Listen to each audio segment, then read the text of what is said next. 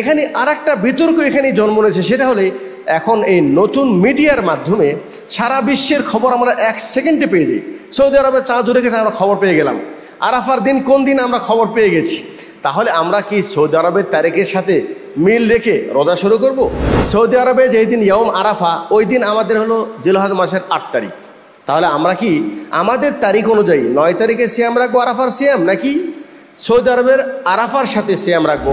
আর যদি আপনি 8 তারিখও রাখেন, 9 তারিখও রাখেন, সব বিতর্ক থেকে বের হয়ে আসলেন। আর আরাফার দিবসকে কোন দিবস বলা হয়? যেই দিবসে হাজী সাহেবরা আরাফার মাঠে অবস্থান করবে। আহলে হাদিস আন্দোলন বাংলাদেশ, আসুন পবিত্র কুরআন ও সহিহ হাদিসের আলোকে জীবন গড়ি। এই 10 দিনের ভিতরে আর একটি গুরুত্বপূর্ণ আমল রয়েছে, সেটা হলো সিয়াম ইয়ৌম আরাফা। যদিও 9 দিন পুরোটাই নফল সিয়াম পালন করার কিছু বর্ণনা পাওয়া যায়। আল্লাহ নবী সাল্লাল্লাহু আলাইহি ওয়াসাল্লামের কিছু স্ত্রীগণ ওনারা এই 9 দিন পুরোটাই সিয়াম পালন করতেন। যেহেতু সিয়াম নফল ইবাদত, সেহেতু এই 9 দিন পুরো রাখা যেতে পারে। বিশেষ করে এই 10 দিনের ভিতরে একটি দিবস আছে, যেই দিবসের নাম হলো ইয়ৌম আরাফা, আরাফার দিবস। সুইলা রাসূলুল্লাহ সাল্লাল্লাহু আলাইহি ওয়াসাল্লাম আন সিয়াম ইয়ৌম আরাফা। রাসূল সাল্লাল্লাহু আলাইহি ওয়াসাল্লামকে জিজ্ঞাসা করা হয়েছে আরাফার দিবসে সিয়াম পালন করার ফজিলত সম্পর্কে। তো আল্লাহ রাসূল সাল্লাল্লাহু আলাইহি ওয়াসাল্লাম বলছেন, আনা আহতাসিবু আন ইউকাফিরাস সানাতাল্লাতী ক্বাবলাহু ওয়াল্লাযী বা'দাহু। আমি আশা রাখি আরাফার একদিন সিয়াম পালনের কারণে আল্লাহ রাব্বুল আলামিন বান্দার 1 বছর আগের এবং 1 বছরের পরের সাগীরা গুনাহ আল্লাহ পাক মাফ করে দিবেন। এটা অনেক বড় ফজিলতপূর্ণ একটি কাজ। একদিনের সিয়াম, 2 বছরের সাগীরা গুনাহ মাফ। যেখানে একজন মানুষ ঘর থেকে বের হলেই তার চোখ থেকে গুনাহ হচ্ছে, পা থেকে গুনাহ হচ্ছে, তার চলা থেকে গুনাহ হচ্ছে, লেনদেনের ক্ষেত্রে গুনাহ হচ্ছে, রাস্তার হক দিতে পারছে না, মানুষের হক দিতে পারছে না, শুধু গুনাহ আর গুনাহ। সেখানে যদি আমরা এই ছোট্ট আমলের বিনিময়ে নিজেকে 2 বছরের গুনাহ থেকে পবিত্র করতে পারি, তাহলে এর চেয়ে বড় সুযোগ তো আল্লাহ পাক আমাদেরকে আর দিবেন না। এই জন্য আমরা প্রত্যেকেই আরাফার দিনে ছোট বড় নারী পুরুষ সবাই অবশ্যই সিয়াম পালন করার চেষ্টা করব ইনশাআল্লাহ তাআলা। আরাফার দিনে সিয়াম রাখলে 2 বছরের গুনাহ মাফ।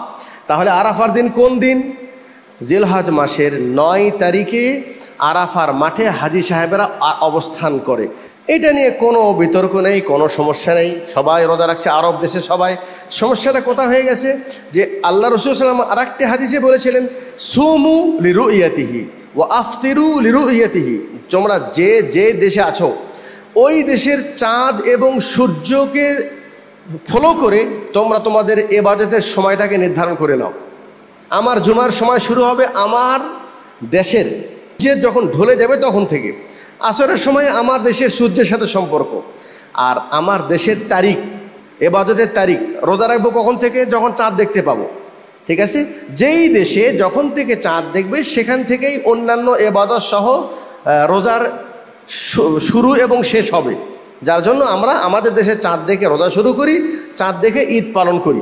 এখানে আর একটা বিতর্ক এখানে জন্ম নিয়েছে, সেটা হলে এখন এই নতুন মিডিয়ার মাধ্যমে সারা বিশ্বের খবর আমরা 1 সেকেন্ডে পেয়ে যাই। সৌদি আরবে চাঁদ উঠে গেছে, আমরা খবর পেয়ে গেলাম। আরাফার দিন কোন দিন আমরা খবর পেয়ে গেছি। তাহলে আমরা কি সৌদি আরবের তারিখের সাথে মিল রেখে রোজা শুরু করব, ঈদুল ফিতর ঈদ আজহা শুরু করব? এটা নিয়ে কিছু মানুষ এই পক্ষে এসে সৌদি আরবের সাথে ঈদ করে, কিন্তু আমরা এ বিষয়ে যেটা সঠিক মাসআলা সেটা হলে আল্লাহ নবী সাল্লাল্লাহু আলাইহি ওয়াসাল্লামের যেটা দিন রসুলের যুগে দিয়েছেন, ওই দিনটা এমন ছিল না যে যুগের সাথে সাথে তারা মানে প্রযুক্তি বৃদ্ধির কারণে সেটা পরিবর্তন হবে তা না। ইবাদতের হিসাব ওই 1400 বছর আগে যেটা ছিল কিয়ামত পর্যন্ত ওটাই থাকবে।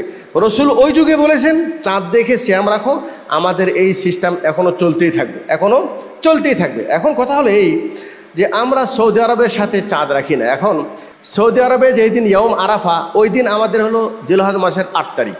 তাহলে আমরা কি আমাদের তারিখ অনুযায়ী 9 তারিখে সিয়াম রাখবো আরাফার সিয়াম, নাকি সৌদি আরবের আরাফার সাথে সিয়াম রাখবো? এ বিষয়ে আমি লম্বা আলোচনা করার সুযোগ নাই, যেহেতু জুমার খুতবা। সংক্ষিপ্তভাবে যেটা বলবো সেটা হলেই অন্যান্য সকল ইবাদত বা সিয়ামের সম্পর্ক চাঁদ দেখার সাথে।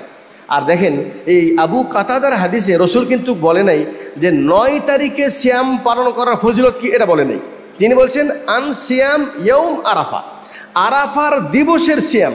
আর আরাফার দিবসকে কোন দিবস বলা হয়? যেই দিবসে হাজী সাহেবরা আরাফার মাঠে অবস্থান করবে। আর আরাফার মাঠ বিশ্বের কোথাও নেই, সৌদি আরবে আছে। অতএব যেহেতু আমরা এখন জানতে পারছি, বুঝতে পারছি আরাফার মাঠ কোন দিন হাজী সাহেবরা আরাফার মাঠে অবস্থান করছে, অতএব আমরা সেই দিনকেই ফলো করে সিয়াম রাখবো। ইনশাআল্লাহ আল্লাহ পাক আমাদের বৎসরের 2 বৎসরের গুনাহ আল্লাহ পাক ক্ষমা করে দেবেন। ঠিক আছে, আমাদের দেশে যেই তারিখে হোক না কেন। আর একটা মত আছে, সেটা হলেই যে না, নিজ দেশের তারিখ অনুযায়ী 9 তারিখে সিয়াম আরাফা রাখবে আমাদের দেশের তারিখ অনুযায়ী। তো একটু আগে বললাম যে এই হাদিসের ভিতরে আন সিয়াম 9 জিলহজ্জা নেই, বরং আছে আন সিয়াম ইয়াউম আরাফা। এই সিয়ামের সম্পর্কটা হলো আরাফার দিবসের সাথে, এই জন্য এটাকে আমরা বেশি প্রাধান্য দিয়ে থাকি। তারপরেও বলবো, যারা বলছেন 9 তারিখে সিয়াম রাখতে হবে, তাদের কথা উড়িয়ে দেওয়ার মতো কোনো অবকাশ নেই, যেহেতু এটা ইজতিহাদি বিষয়, এটা বুঝের মধ্যে পার্থক্যের বিষয়। এ বিষয়ে কোনো পক্ষে বাড়াবাড়ি না করে যে যেখানে আসেন, যার কাছে যেটা ভালো লাগে আপনি সেটার উপর আমল করেন, আল্লাহর কাছে সওয়াবের আশা করেন।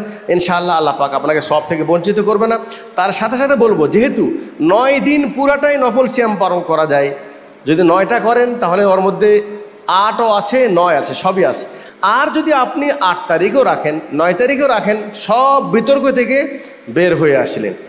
ঠিক আছে, ইনশাআল্লাহ যারা পারিতপক্ষে পারবেন তারা অবশ্যই ইয়াউম আরাফা, আর যদি পারেন তাহলে 8 তারিখ ইয়াউম আরাফা, পরের দিন 9 তারিখ, সেই দিনও সিয়াম পালন করবেন। আল্লাহ যেন তৌফিক দান করে।